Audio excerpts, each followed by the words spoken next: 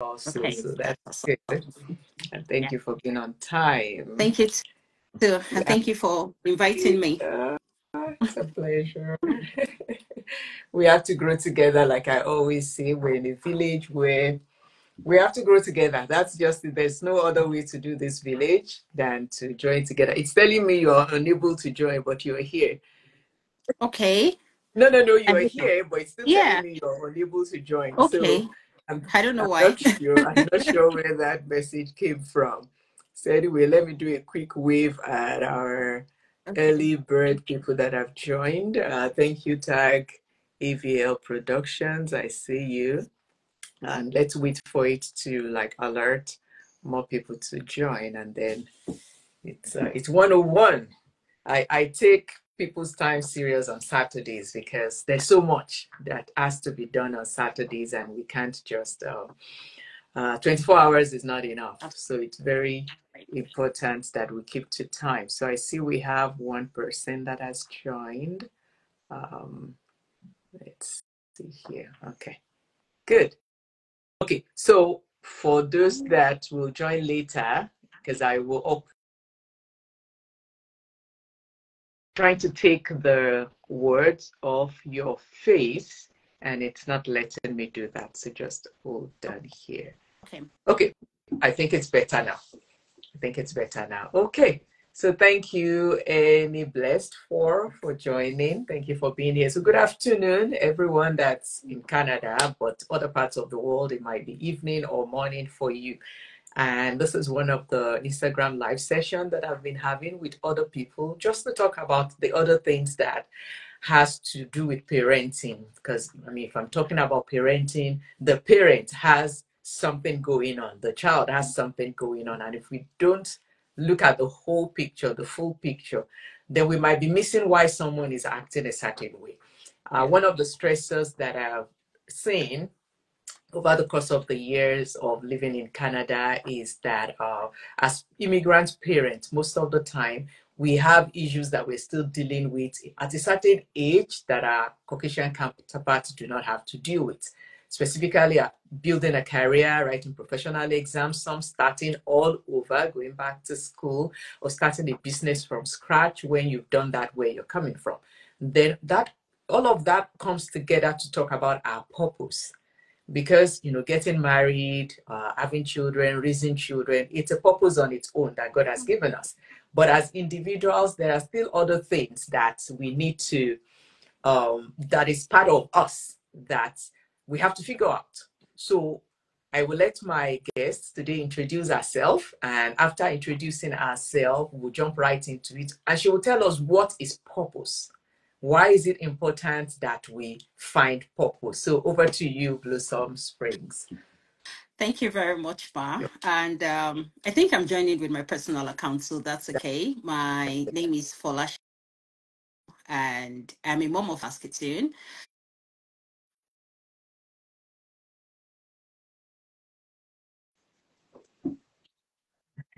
It's a journey I've learned a lot from. So I believe it's part of God's purpose for me to be here at this time because some of the things I've learned through the course of my journey and even still learning, I'm also teaching others as well. So, Mhm. and back to your question. So, what is purpose? Purpose for me is why we are here. Mhm. And it varies because for every season, there's a purpose. That's my understanding. So, your purpose 5 years ago may not be your purpose today. Mhm. But what's more important is understanding why you are in a particular place at a particular time Mhm. and fulfilling that purpose, fulfilling that need, rising up to that responsibility and helping others. Mhm. So we are not here by ourselves. We are here for other people. And I got this from the course of my journey. So there was a time when I was going through a very difficult period. Mhm. And the moment I got out of that, I saw other people going through the same.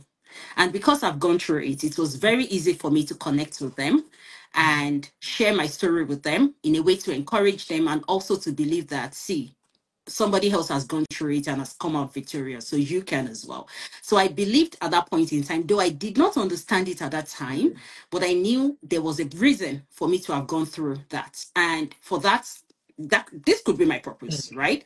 So what's more important is understanding why you're here or why you're at a certain place at a certain period of time and rising up to that responsibility that has been placed on you. And, just helping people and feeling fulfilled, because that's also very important. That's good. Thank you so much. And I like how, when you were defining purpose, you talked about it can change over a season, right? Over seasons, it can change. And one of the other things about purpose, which you've also talked about, is it will serve other people. It's not just going to be about you. It will serve other people. So as it's serving other people, sometimes that will pull us away from our family. It will pull us away from our children. So we're here talking as parents, trying to fulfill purpose. But in the process of discovering that purpose, fulfilling that purpose, it will take us away from something. So like today now, I have to switch where I normally sit to do, sessions. And I have to message everybody in the house to say, I'm in a live session this time to this time. Nobody should knock on the door to this room. So if anybody needs anything in this room right now, they have to wait until I'm done. Yeah. But I mean, that's a funny one. But if we really look at it, it will take your time. It will take your resources. It will take, so how do we, what are some practical strategies for us as mothers, fathers, raising children, single parents to manage, time, energy? You have 3 children. I have 3 children. That's interesting. We have 3 each. The demands of the older ones is different from the demand of the younger one. How do we navigate that season of parenting? And now I'm trying to, so 2 questions. I'm trying to figure out my purpose, or I have figured out my purpose. How do we navigate that as a parent? That's really deep. So one thing I've seen that has worked for me, especially, is understanding where you are at every point in time. So the only person we are comparing ourselves with is ourselves, not the other person. So understanding that is very important, because if you do not, you can be running another person's race, thinking you're running your race. Knowing where you are, there are some points in our lives where we would be, and we would have to drop other things to focus on what's more important. So knowing where you are and drawing up your priority, your list of priorities. So there was a time when I was, my youngest is 2 years old, so I still have a baby, right? I need to factor that into whatever decision I'm making. If, for example, let's say I'm a speaker and I have to go out of my local community and travel out for maybe 3 or 4 days, that may not be possible at this point in time because I have a baby. Even if my spouse is supportive, am I comfortable leaving a 2-year-old with our older siblings and just one adult to take care of all of them? Even if my spouse says there's nothing wrong with it, I may not be comfortable with it. So that means I won't be having my peace of mind. So what that has done for me is to understand what I can take on and what I cannot. So let's say, for example, you've been able to figure out the things that make you fulfilled before you go married. All you have to do is to keep following that line until you have some stability. Then you can begin to explore other areas. Now, what I mean by that is, for example, let's say you got married, you started having children. Now, in that moment, taking care of your children is more important. It's a no-brainer. It is a no-brainer. Because when we look at the order of priority, even God says that our family is first after him. True. So we need to take care of our family before we take care of our ministry in church. We need to take care of our family. Our family is our first ministry. So if you're married, your husband and your children, if you have any, they are your first ministry. So whatever you're doing in that moment has to revolve around them. In that way, when we put things in order of priority, it takes away a lot of stress. Unlike if we want to do everything at the same time. And that is why I started with not comparing yourself with other people, because that is where most of those problems come from. When we see Sister A doing one thing, we want to do the same. We see Sister B doing one thing, we want to do the same. Even this has to do with in our offices. I have a full-time job and I also have my business. But I know that there was a time when, For example, when I was going to go on parental leave, a lot of roles opened up in my organization. And I asked myself, you're going to have a baby. Are you sure you want to apply for any role at this point in time? And I told myself, no, I won't be able to juggle it, even though I know that I could get any of those roles and my employer would hold the role for me, maybe hire somebody in place of me to go on my maternity leave and come back at my own time. There was no issue with that. But will I have my peace of mind? No, I will not, because I am the kind of person who likes to go to bed fulfilled in that way. So if I take on a role and I'm unable to perform excellently well, even if no one is telling me that, even if everybody's saying, oh, you're doing a beautiful job, because I'm not at peace with myself and with my performance, I will not be happy with it at the end of the day. So I told myself in that moment, those opportunities will come again. So I told myself it wasn't the right time. So when we learn to put things in order of priority, and sometimes I don't do this. So I'm not trying to paint a picture of, oh, yes, I have this figured out and everything. No, sometimes I just take on something I'm not supposed to do in the moment and everything. But in the most part, we need to understand ourselves and organize our lives. A lot of things happen that we don't plan for. That's okay. But when we organize our lives from the get-go, it helps us to take care of things that we didn't plan for in a more effective and efficient way.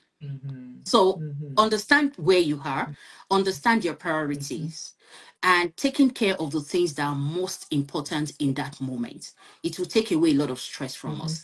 And there would be a stage where you would get to, and your kids are older, and you can now begin to find new hobbies. Maybe that would be the time to transition in your career, or maybe that would be the time to, begin to have new associations and scale your business.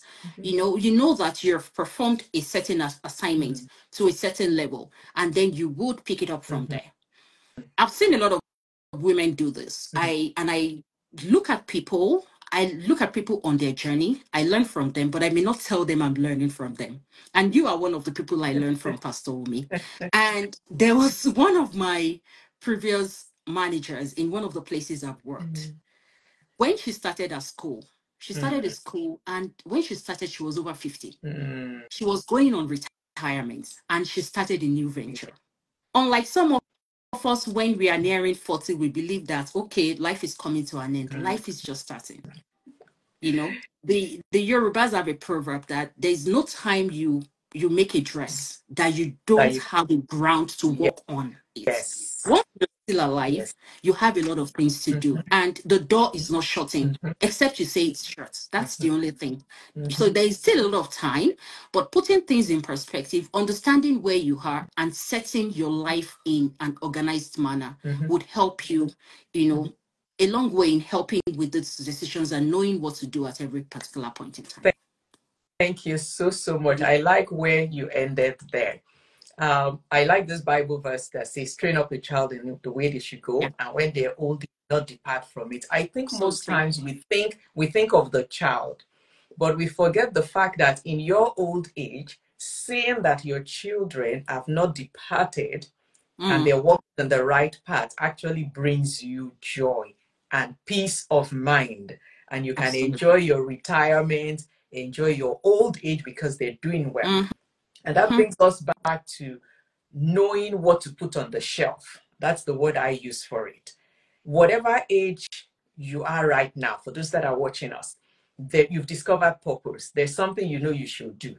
But your children, all of them are below the age of, they're all in elementary school and daycare. How feasible is it for you to chase that purpose and that, passion right now? And I like that Yoruba adage that you brought in there. Whenever you sew the cloth, you can wear it. You are the decision maker for when you will wear that outfit. So you figured out purpose, you figured out something you should be doing, but the time is just not right. And sometimes as Christian women, we strive, we struggle with ourselves, with the Holy Spirit. I remember a decision I needed to make, and to me, I felt it was the right timing, was the right thing to do. And I thought I felt peace with it. But a couple of days down the line, I started analyzing some things. Good enough, my kids are older enough, but I realized all the other things surrounding me, and I'm like, if I do this thing, it will take me away from this, it will take me away from this, it will take me away from this. What is the priority right now? And as Christian parents, you realize that after God, God is first, but the next is your family. As a Christian woman, as a Christian man, your family must come next. So whatever is taking you away from your family, you can't spend quality time, you're not present, you find yourself now buying them expensive presents to fill in the gap of your absence, then there's a problem. Now, I also like something you said in there might be something temporarily that you have to figure out now or do now. Maybe an exam. If you don't write it now, you might have to wait 4 years. And you might have to just, have that family meeting that I just need 4 months. I need 4 months. And if we do that 4 months, you make time for, family and things like that. So we can fulfill purpose if we set our priorities right. I think that's the summary from what we've said right now. Setting our priorities right. Now, I will now go back to us being parents. A season will come in our children's life that they will have to figure out purpose. They will have to figure out what to do with their life, and I think us Yoruba parents, we like saying, what are you going to do with your life? That season will come. How do we guide our children to figure out their purpose, their reason for existence, without us as the parents now saying, do this. Oh, you will be a very good lawyer, so go and study law. How do we navigate that angle? And I'll speak to that too when you're done. Go ahead. Okay, I still have young children, but I'm going to speak from the perspective of what I know, especially from the learnings I've gained in the times past. So one thing I've seen is, and this is a mistake some parents make, they want to lord their own desires over the children, directly or indirectly. Directly meaning they're saying it out loud and clear. You have to be a doctor. You have to be a lawyer. You have to do this. You have to do that. Indirectly is putting those choices in the children's face. So directly or indirectly, when we do that, we might be setting our children up for failure. So one thing I've seen is children want information. Yes, you are the parent. You know more than they do. Yes, but you are not the master of the children's lives. So there's one thing I do in coaching, and I tell my clients that, see, all the answers lie with you. It's where you want us to go. That's where I'm going to follow you to go. All I'm helping you to do is to figure out those answers quickly. And what that does is that everyone is the master of their own lives. I'm the master of my own life. You are the master of your own life. I don't know you better than you know yourselves. And the same thing applies to our children.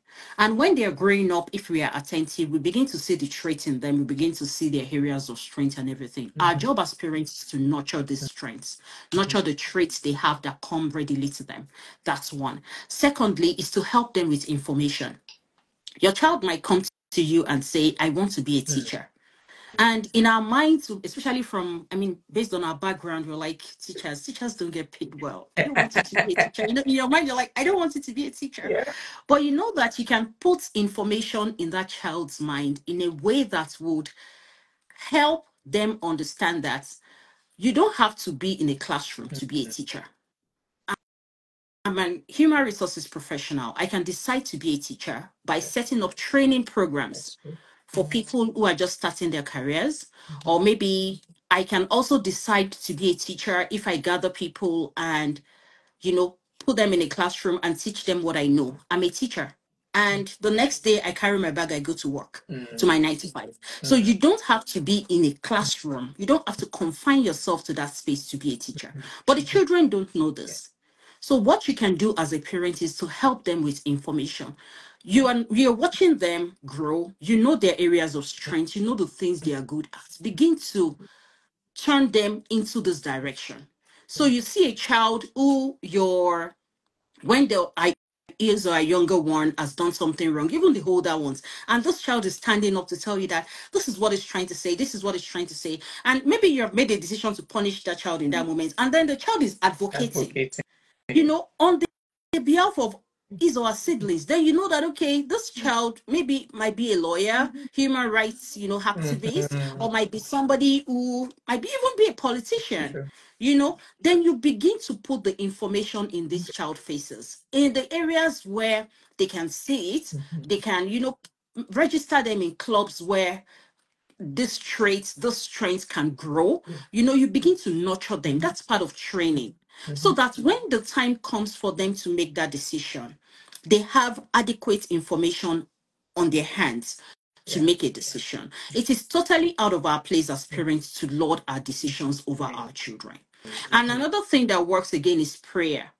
Praying for your children that God will help them to discover their purpose. Because the same struggles we had growing up, Yeah. these children are going to have it as Yeah. well. They're going to have, when we're growing up and say, oh, my friend is going to science class and I'm I'll going to go to follow science class. The them. children are going to face these situations as well. Yeah. But having the discerning spirit, praying into their future would also help. Even as you're physically shaping them, nurturing them, training them, and all of that, praying for them would also help. Yeah. Yeah. Thank you so much for that. I like how you went into prayer, because for me, I always say to parents that before you jump up to say, oh, go and study this, have you actually prayed about that child's future? And as a Christian, we pray, let your will be done. So when you're praying for your child, you have to understand that the Lord's will still has to be done in that child's life. So even though you might want them to follow your footstep and do nursing like me, but is that God's will for that child? And when we nurture them the way you just explained to us, guiding them, it's easy for them to even develop that relationship with God, to figure out, okay, where does he want me to be? What am I, what's my purpose? What's my passion? Where should I be? What should I study? And then our role, so there are different roles for parents. There's a season that we're training them. There's a season that we're coaching them. Then the season will come that we become consultants. That's when they become adults. So they're only telling you, oh, I'm going to Singapore tomorrow. They've paid for the flight ticket. You become a consultant. They're just giving you information. Then you can now say, make sure you pack pain medication. Make sure you pack. You are not part of that decision. You become a consultant. But at the season while you're a coach, you're weighing options. And I like how you said you're putting the picture, in front of them so that they can make an informed decision. So you're giving them the information that's needed. I remember a time I had to navigate that with a younger child that wanted to be, I don't even remember what they wanted to be. And this person loves spending money. So I said, okay, have you looked at this profession because it's your passion, you love it? Have you looked at the kind of jobs you will have later in life? You love expensive shoes, expensive clothes. Will this sustain your lifestyle? And then they came back to me with their solution is that I will marry a medical doctor so that they can get money from them. And those are the kind of conversations we need to have with our children to let them know, okay, that sounds like a good plan, but how about, you try a different approach, So now let's talk about the difference between passion and purpose and how they also are intertwined. Yeah. So passion is what you like doing, what makes you sleep very well at night. When you do it, even if you don't make money from it, you're happy.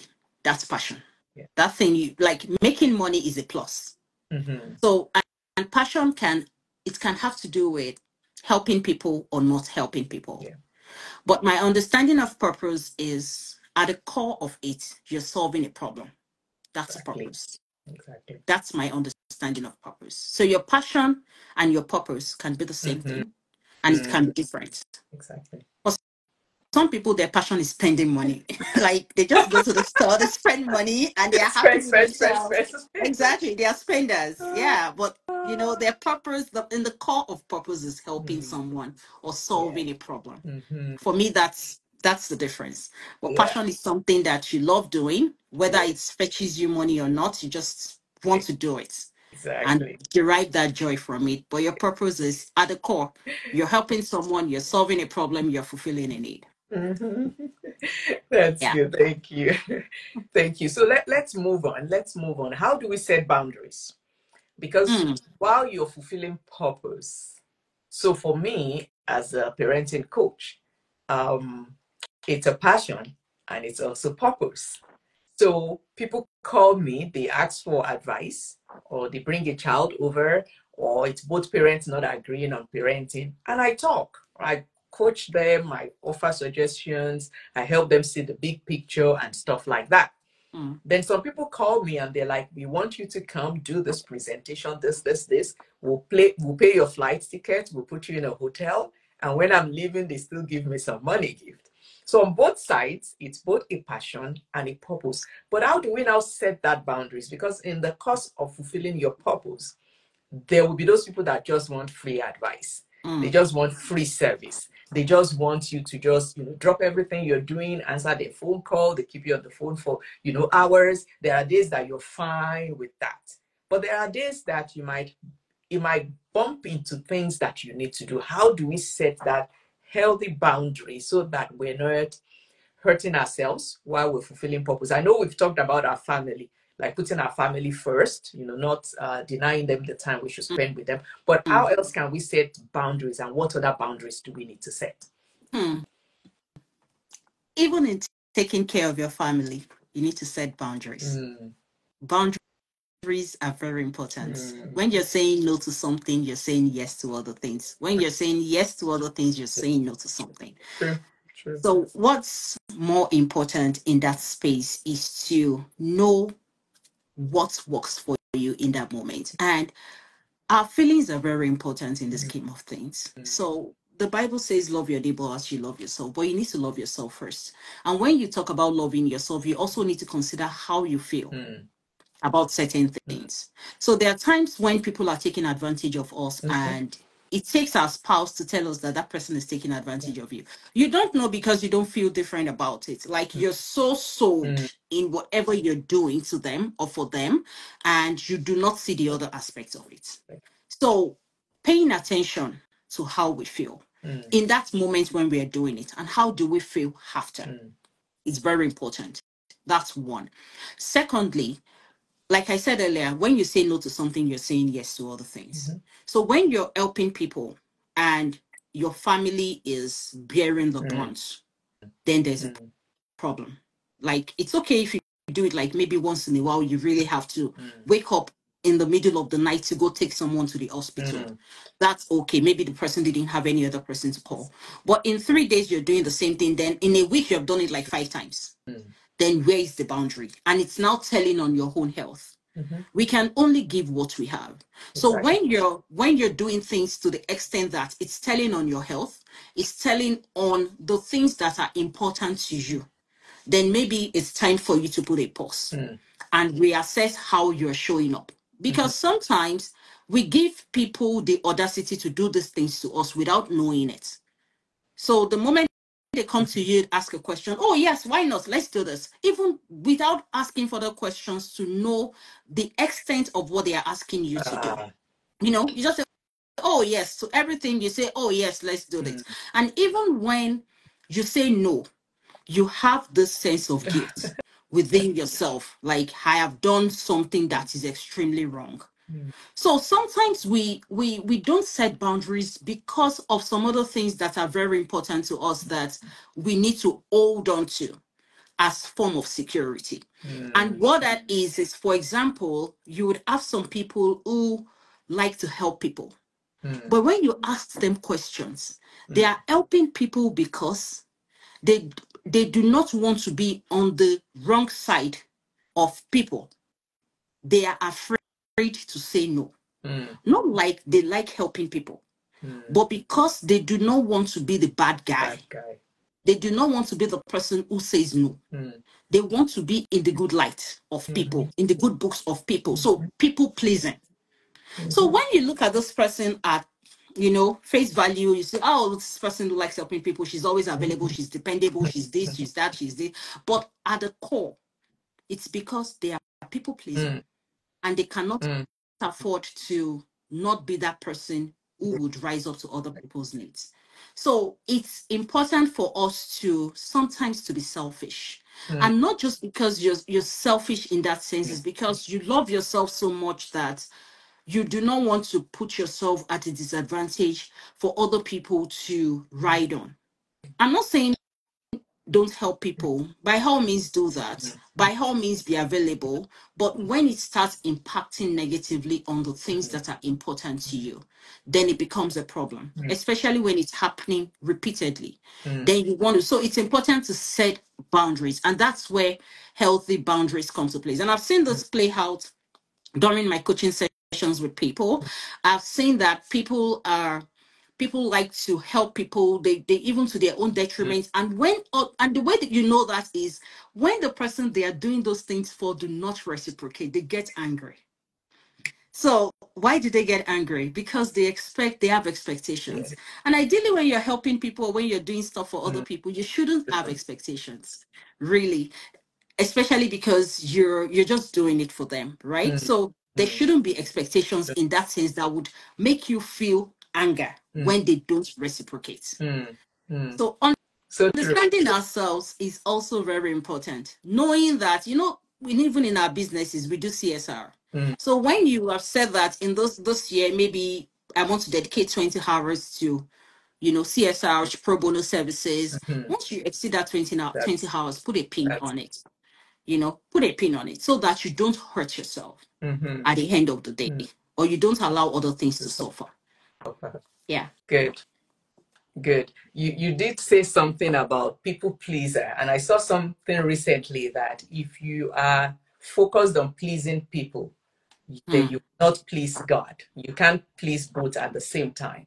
Exactly. So in the process of fulfilling purpose, sometimes we find ourselves being drawn into pleasing other people. And like we established today, then that takes you away from family time, parenting your children, even being a good spouse to your spouse, because you're focused on pleasing people. And if we remember, fulfilling purpose is what we're talking about. Purpose is something that God has put into each of us before we were born.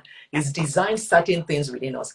Like when people ask me, how did I get into parent coaching? I trace it back, even though I was not aware of it then, to back when I was in high school. We lived in a staff estate. I'm the one that knew all the children in the estate. And I could tell my parent, that's this person's parent. And my mom would be like, you found another child again. So I traced it back, and for a very long time, because at the beginning you mentioned how purpose can change per season. So when I became a Christian, like a Bible-believing Christian, I joined the choir. And I was in the choir for, oh my God, over a decade. And I actually thought that was it. I moved to Canada. I continued. It was just natural. It was something I was passionate about, worshiping God and all that. But along the line, when talking more about parenting, now getting the certification, which when people complain about COVID, I found COVID as a purpose birthing season for me. That was when I took all my trainings online and all that. And I now realize that this is something that has always been there, but I was not aware of it. And also I would tie this to how parents sometimes we deflect our children because we want them to do what we want them to do instead of fulfilling purpose. When I look back at the journey of my life, I think I actually should have been a teacher right from the beginning. But you dare not bring that up in my house because my mom is a teacher, and the way teachers were treated, nobody wanted their child to go that way. But now I also like how you said something about your passion and purpose can come together. And even if you want to be a teacher, you can be a teacher in a different way. So here I am now as a parenting coach. So indirectly, I am a teacher. Absolutely. I run a daycare. I am a teacher. I am a nurse. People can ask me questions about certain things and I can educate them. So sometimes the blurry line between discovering purpose can be something that we will, sit with yourself. To thyself be true. Analyze your life. Look at your journey. Where am I coming from? What are my experiences? What are the things I've gone through? How can I put all of these things together? What are my passion? What are the things that I love doing? Whether I'm paid for it or I'm not paid for it. So right now I can be in a gathering and there's someone struggling with a little child. Oh, I'll carry the child. I will play with the child. I'm not paid for that. But on the other hand, Monday to Friday, I am paid for doing that. So it's all interwoven. So we have to focus on either we're pleasing God or we're pleasing people. When it comes to setting that boundary, to now know that because I mean, I also coach just like you, and sometimes one of the ways that I've found around it is I ask people to book through my website, but sometimes they prefer to come to me directly, and that's fine. So I'll send you a message to say we can talk on this date from this time to this time. So pick the session that works for you. So I've already told you I have 30 minutes because it's not paid. But if you're paying me and you book for an hour, oh, we'll go all out. So setting boundaries does not make you a bad person.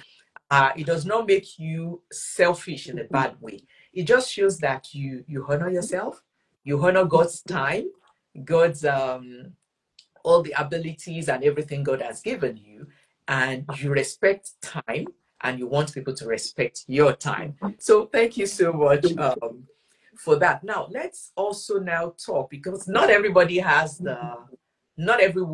has the privilege of having a supportive spouse. What I do, I actually do more of it at home than going out. Sometimes I do go out. Sometimes I do travel. Sometimes, whatever. But when I look back also, I realize that God has planned our lives out in his own way. Because there was a season of our life that even if my spouse says go and do it, the time was not there. The children were young. There were so many other things going on in our lives and all that. So for the women that, whatever season it is, they don't have a spousal support. Their husband is like, what are you doing? You're talking, don't do that, that kind of thing. How can they still fulfill purpose? Or how can they find peace if they feel they're not fulfilling purpose yet? How can they navigate that terrain? Can you, give us some practical things they could do? Yeah. It can be very tough. Yeah. That's one thing, because you have a spouse who is not supportive. And that could be for different reasons. It could be because they felt that's not the right thing for you to do in that moment. Or maybe they don't just want you to soar. It can be different things. And it's also a learning point, because you chose that spouse, whether the person is your husband or your wife, you chose the spouse. So it means that maybe you also need to look at your decision-making skills in that time. Not that you can redo or undo what you've done, but maybe going forward, you also need to look at the kind of people you're letting into your life. So it's tough, because it's tough when you're doing something and you have someone supporting you. So it's even tougher when you don't have anyone supporting you, because you now need to do double work. Now, what you can do is to build a support system outside of your home. However, listen to your spouse. What are they saying? In that true sense of it. Sometimes we talk, we give advice to people, or even in the way when we are correcting our children. When we sit back and ask ourselves how we react in a certain way, it will be out of fear. So maybe setting up that conversation in a way that understanding what exactly is the root of what they are saying. Sometimes not everybody can communicate their needs or their thoughts in an articulate manner. So knowing what exactly is the core of what they are saying.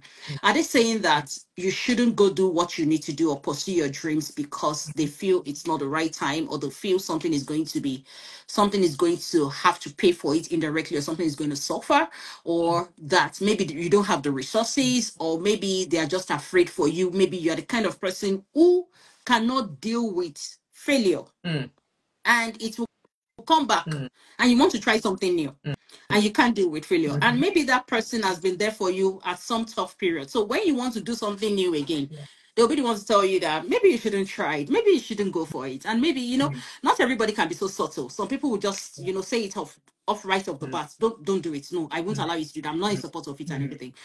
So you need to really understand, not all no are actually no's. Like, you need to really understand what are they saying from what they are not saying. So when you understand that core message they're trying to pass across to you, it helps you to deal with it. For some, communication can help to deal with it.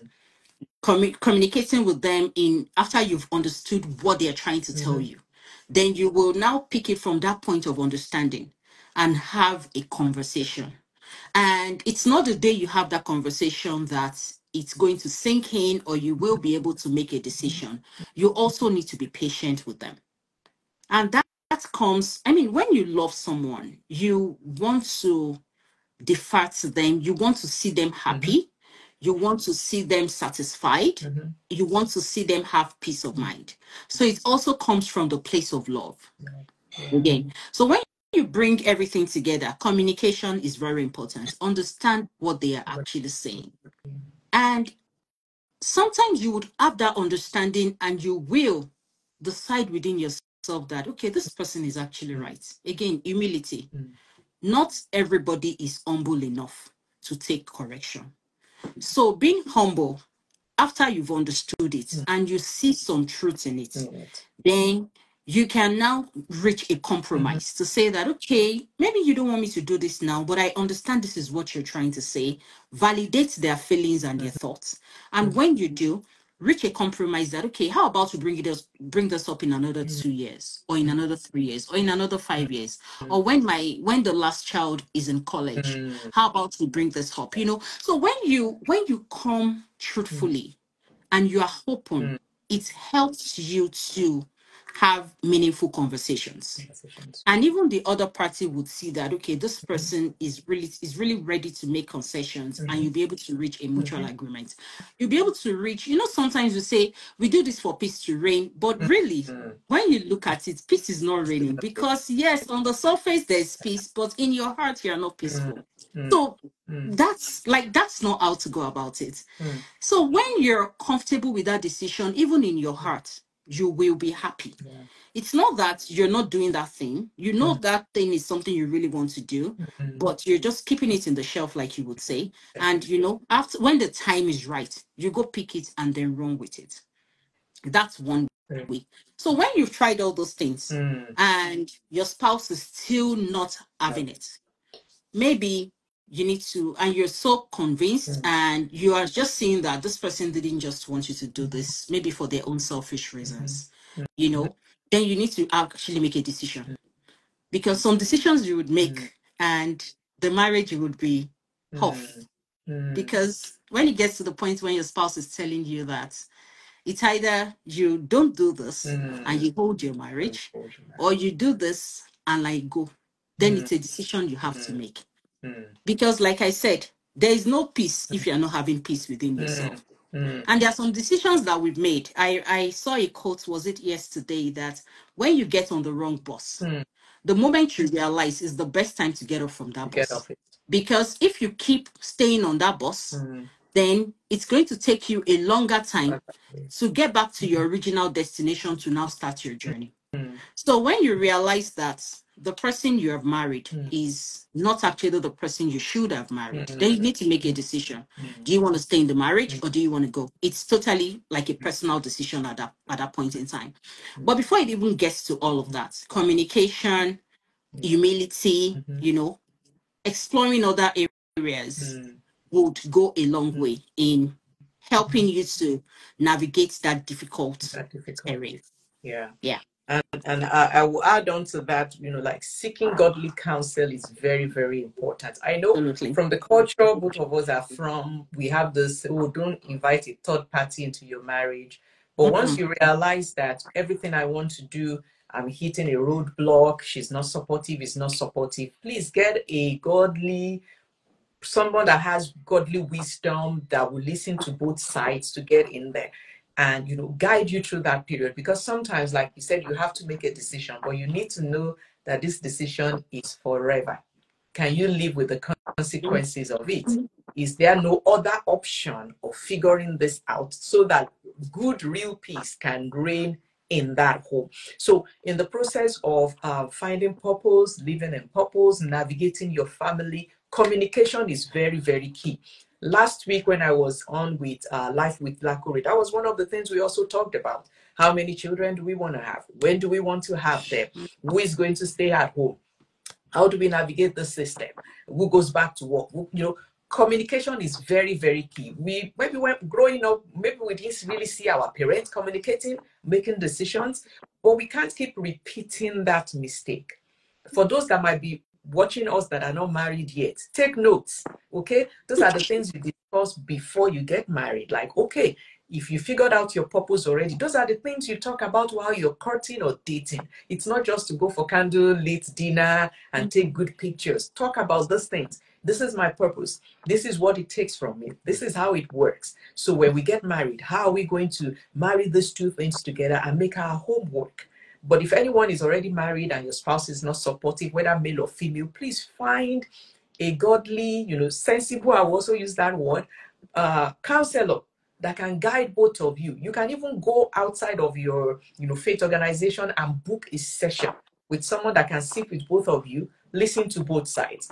One thing I have realized in marriage, one of the things that I've realized is your spouse is there as your rear view mirror and your side mirrors.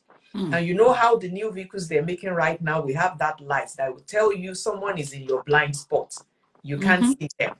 Your spouse will do that for you. So while you're navigating, it can even be your older children.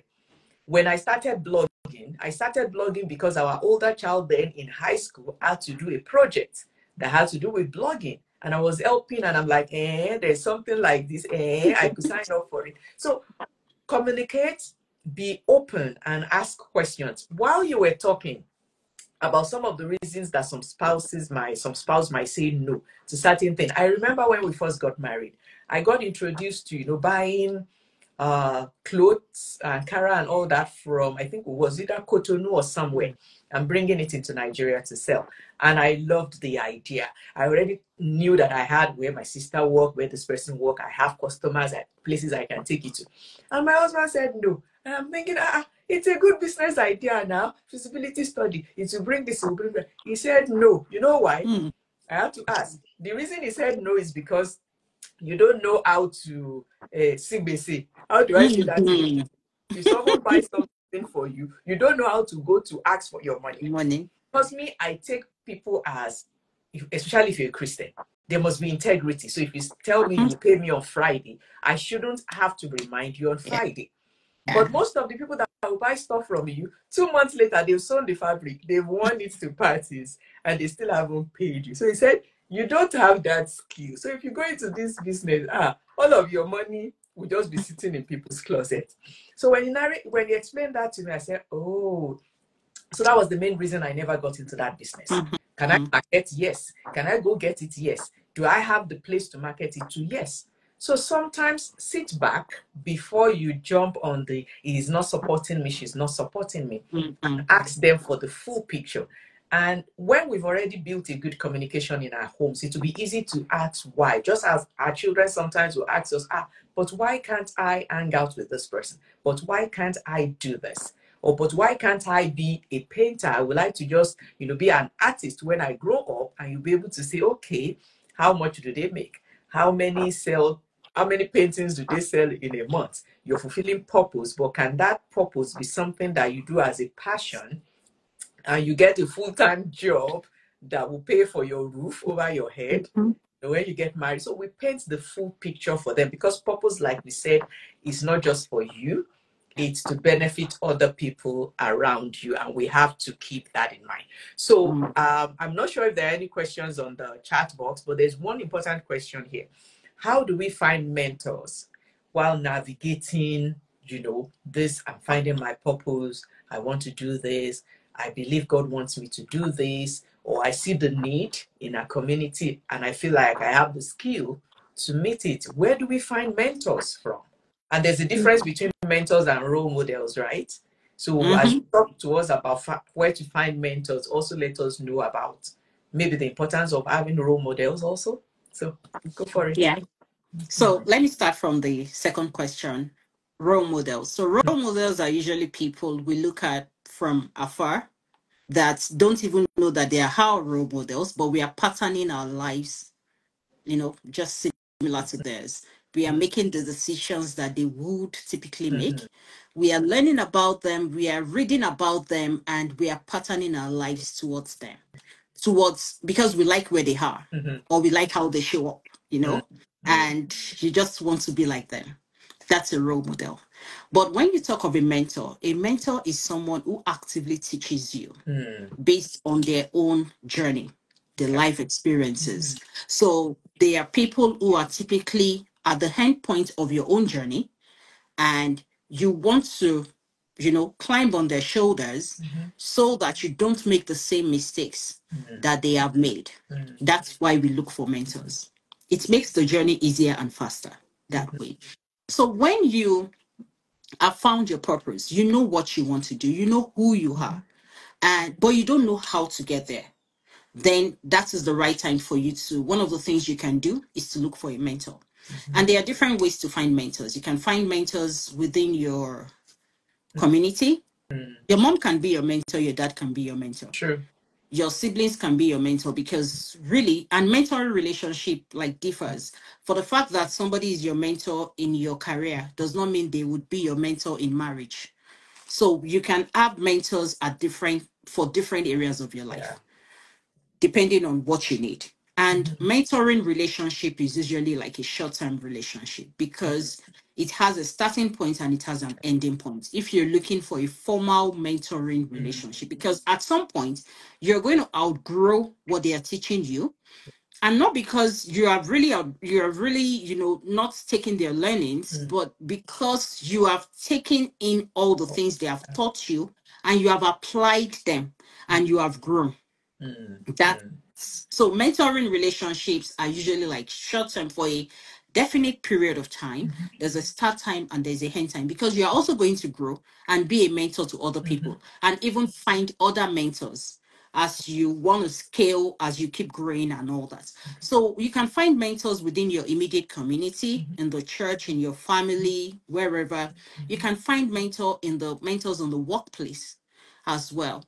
If you're looking for a job and somebody is already in the role that you want to be in, then check on LinkedIn and look for people in that role and reach out to them. And some mistakes people make is, one, they want their mentors to figure out their purposes for them. Your mentor won't do that for you. You need to look for a coach to help you with that.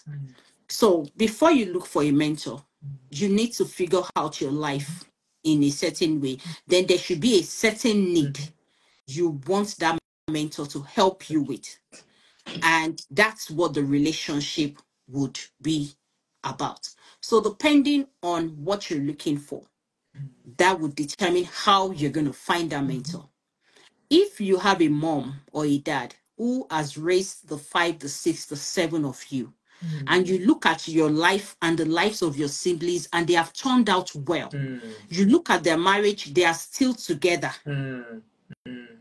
If you are having a problem in your own marriage, speak to your parents. If you are having a problem with a child, speak to your parents, because they have their lives figured out, and you can see the success written all over them. And you are also part of that family. So there's no way they are keeping something from you that you would not know.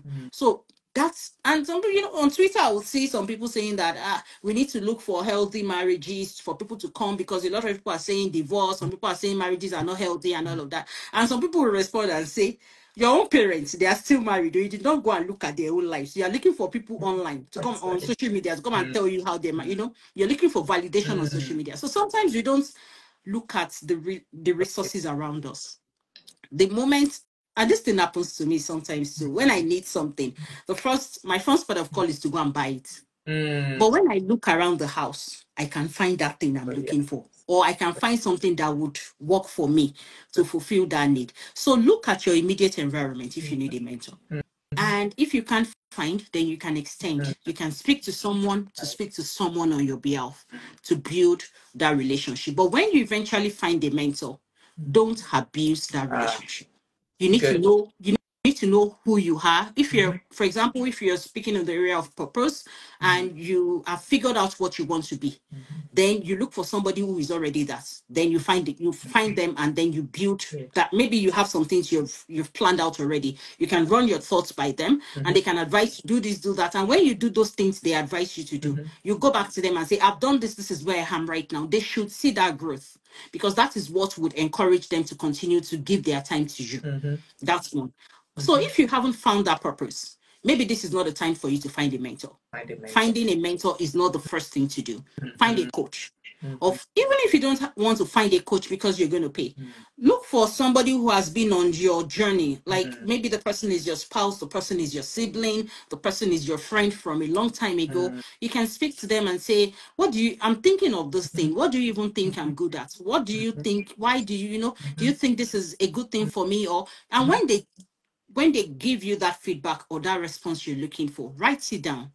Don't take their word for it, like, this person said I can't do this, then I won't do this. Do it. Because some people, again, you need to understand that people talk out of the place of fear sometimes, or what is applicable to them. So you need to also understand that. So when you take all those things back, then you can go back, sit down, and figure out what exactly you want to do.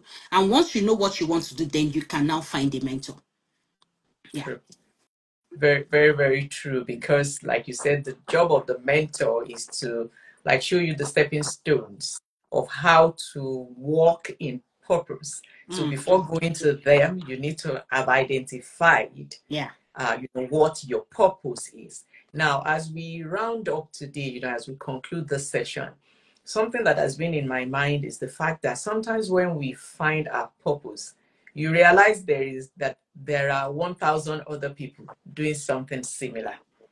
And if we're not careful, sometimes we might talk ourselves out of it, just out of fear of, oh, will they say I am copying this person? Or, oh, this person has gone 10,000 miles ahead and I'm just starting. Will people take me serious? And I want to encourage, everybody listening to us or that will watch on my YouTube page, that once you find your purpose, run with it.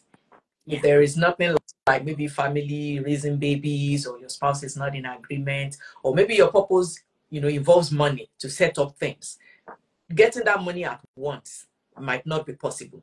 So what can you get one at a time as you build up? Start from somewhere. It's always interesting to me when I go back to my my Instagram page, like when I started, and I see some of the flyers and posters that I shared there, and some of the pictures especially that I put there, and I'm like, oh wow, you grow, you start from somewhere and you build your way up. So just because you've identified purpose and now you know what to do doesn't mean that everything will just fall in place immediately. And that's where role models, mentors come in, talking. And I like how you said, talk to your parents. Maybe you want to do a business and your parents, one of them or uncle has done something similar. It might not be exactly what you want to do, but ask them questions, because you get to know how business decisions are made. You get to know how to set boundaries. If you want to sell something and someone else is, ask them, oh, how does the market work around it? So asking questions is very, very important. But in the process of asking questions, also know that not all the answers are needed. Some answers will put fear in you. Some answers might come from a place of jealousy, a place of, other people's mindset that they want to just discourage you. So even though you're being open-minded, also be guarded. Be guarded as you're accepting all the feedback and all the advice. Even when you're with your mentor, mentors sometimes can say something because of their own experience and what they've seen. But that is why you need to be very sure of your purpose, so that even if your mentor says or points you in a direction that you feel, I don't think this is exactly where I need to be going, you need to have that on the inside of you already. Because their own job is not to tell you word for word how you should build your life on your purpose. So in closing, if there's anything else you would like to add, and let people know, if anybody here is watching and you'll be like, oh, I would like to be coached by Fola, how can they reach out to you? Thank you very much. So one thing I would like to, round up with is, in our pursuit, for the future, for our goals and everything, we also need to assess our past. Sometimes our past is limiting our future. So assessing our past is not to dwell in them, but to look at the experiences that we've had that have now shaped who we are. And because of that, it's determining the kind of decisions that we are making going forward. So if you feel like the stage where you are right now is being limited by your experiences, then maybe this is a time for you to assess your past and deal with those issues before you forge forward into the future, forge ahead into the future. That's one thing. Then, just speaking to what you said earlier, that you want to do something that other people are already doing. There's nothing new under the sun. Nothing new. No idea is new. All ideas are fine-tuned. So understanding that would help you to look for your own niche and just, follow through. Once you're convinced within your mind that you're not watching other people, you're not patterning your lives because another person is doing the same thing, you're not copying, you're not comparing, then just go ahead with what God has laid in your mind to do, even if everybody's doing it, because that's where the uniqueness would come in. Yes. So thank you very much for having me. I'm so delighted for the past 1 hour that we've talked. If you want to find me, I'm on Instagram, Blossom Springs Coaching. I'm on LinkedIn, Facebook, Blossom Springs Coaching. And my website is www.blossomspringscoaching.ca. Thank you very much. You are welcome. So thank you everyone for joining. In signing out, my name is Olawumi. If you're not familiar with me, I'm a parenting coach based in Canada, and I speak specifically to immigrant parents living in diaspora, raising children here, on how we can raise wholesome children, productive children, useful to themselves and useful to the community. So if you're looking for any information on parenting, feel free to visit my website, www.olawumioyetiga.com. So until I come your way again on November 30th, the last Saturday of the month, and I'll be bringing Engage Wellness, because everything we're talking about, if we don't have this body, if this body is not functioning, we can't fulfill purpose, we can't raise children, we can't do anything.